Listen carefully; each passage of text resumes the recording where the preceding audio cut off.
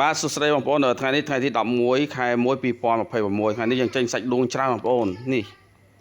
សាច់ដួង3គីឡូនំ1គីឡូ4គីឡូនោះ2គីឡូ6គីឡូនំ1គីឡូទៀត7គីឡូណាបងប្អូនណាអញ្ចឹងមាននេះបងប្អូនពេលដែលមានកដាស់ហ្នឹងកដាស់ធ្វើម្ហូបណាបងប្អូនរៀនធ្វើម្ហូបហើយបើសិនជាបងប្អូនទិញ1គីឡូគឺខ្ញុំព្រីឲ្យទឹកម្ទេសបោះខ្មែរយើងណាបងប្អូនណាផលិតដោយស្នាដៃខ្មែរយើងប្រាំងមកចាប់ពីមុនខ្ញុំប្រើបោះសៀមតែឥឡូវហ្នឹងគឺយើងពហិការអញ្ចឹងយើងប្រើរបស់ខ្មែរយើង100%ណាបងប្អូនណាហើយទឹកជ្រលក់របស់ខ្មែរគឺអត់អន់ជាងសៀមទេបងប្អូនគឺឆ្ងាញ់ជាងសៀមទៀតគឺឆ្ងាញ់តែម្ដងបងប្អូនខ្ញុំសាកហើយណាបងប្អូនណាបានខ្ញុំដាក់ទៅឲ្យបងប្អូនអញ្ចឹងពេលដែលបងប្អូនទិញ1គីឡូស្មើនឹង60000យើងព្រីទឹកជ្រលក់នេះចំនួន5កញ្ចប់យើងព្រីកធុងកញ្ច្រែងនេះមួយឈុត